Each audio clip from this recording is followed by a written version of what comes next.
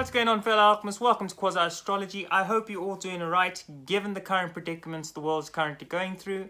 Today, we will be talking about Lilith in the house of Taurus. So, without further ado, let's just get stuck in. So, fellow alchemists, Lilith in Taurus. What a position to have. This is actually a place that Lilith exalts. Because Lilith is all about the deep primordial feminine energy in us all. And one of the issues throughout history is that this is being persecuted and rejected by the patriarchal and masculine establishments. But everybody is in touch, and everybody can get more in touch and form a relationship with this primal feminine energy. A lot of the time, though, when it is depicted, it's always depicted as a negative graft of society, of this almost possessive, paranoid, dominant, unnecessarily violent type of energy. Now that is just the lower octave, and that is the attempts to maybe subconsciously try and demean this energy, given the patterns that we've seen repetitively throughout history. So always remember, when we're dealing with Lilith, we're trying to understand not just her lower octave expression of this energy in society and through the natal chart holder's chart, but we're also trying to understand the higher expression, the higher octave of Lilith.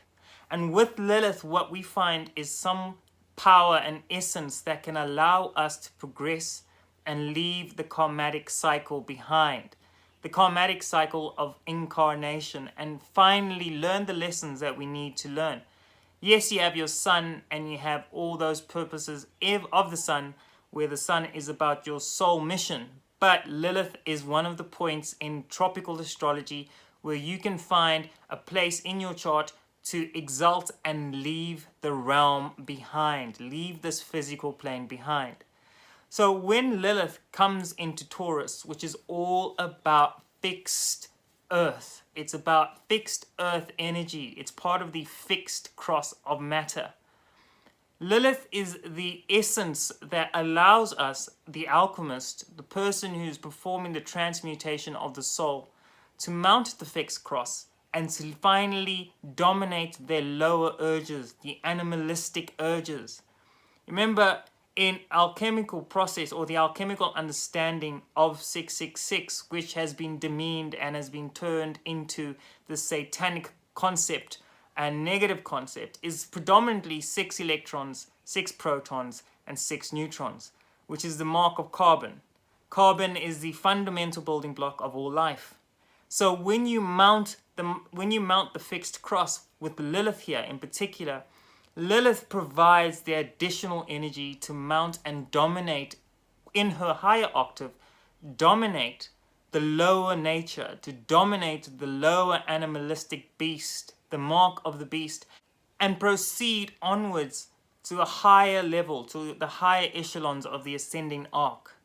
So just keep that in mind, that Lilith is, through the hard work and hard graft with this energy, in particular in Taurus, it is a good portal or entry point to exalt and to step out of what we currently do repetitively throughout our lives that keeps us here.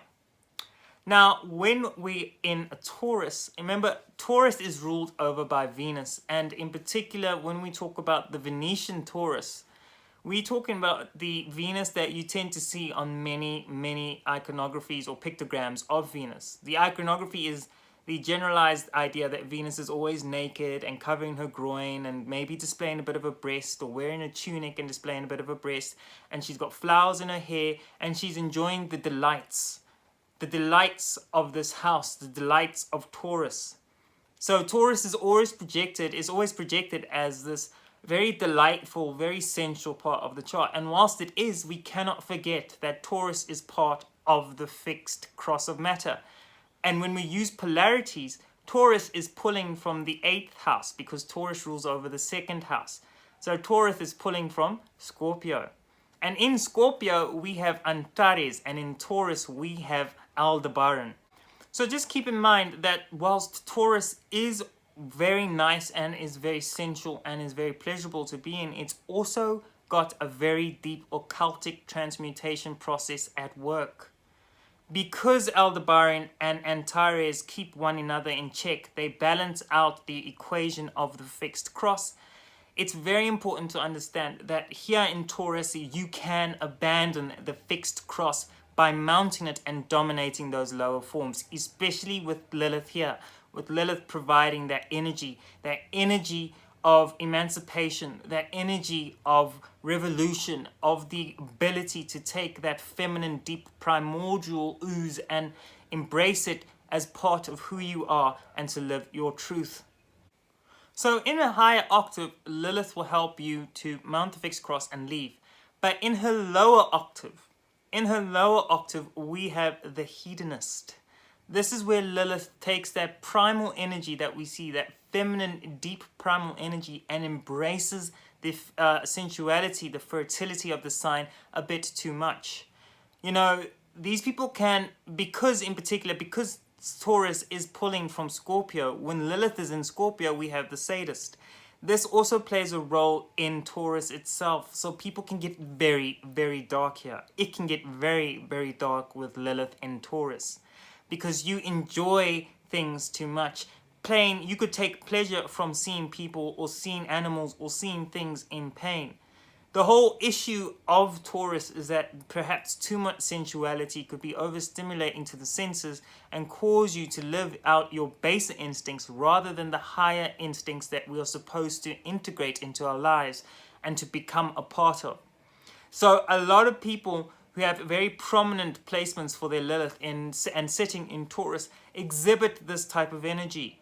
And it could be the higher octave or it could be the lower octave. But a lot of the time, Lilith will give them a prominent, bodacious, curvaceous type of look, a fertile, almost sensual type of look, or perhaps a very sensual approach to life.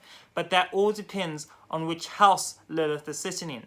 But when she's sitting in Taurus, we have these themes going and integrating themselves into those houses. So, for the alchemist, just remember that Lilith is about the exaltation of your soul. It presents a point in your chart where you can find your way out of the karmatic cycle of reincarnation. So you don't have to come back here. You don't have to live in heavy lead-like matter. You don't have to deal with the lower, baser instincts of humanity and all the other things intertwined in it.